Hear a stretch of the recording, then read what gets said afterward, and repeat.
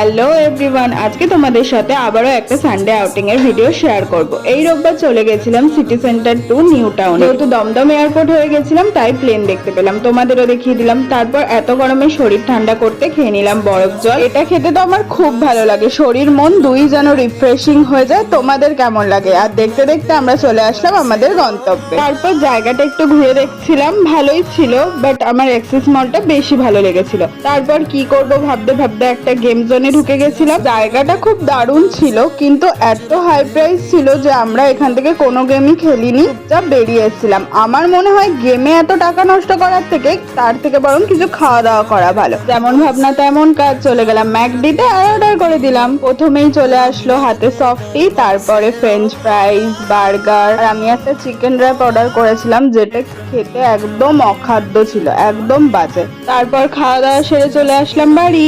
Okay bye.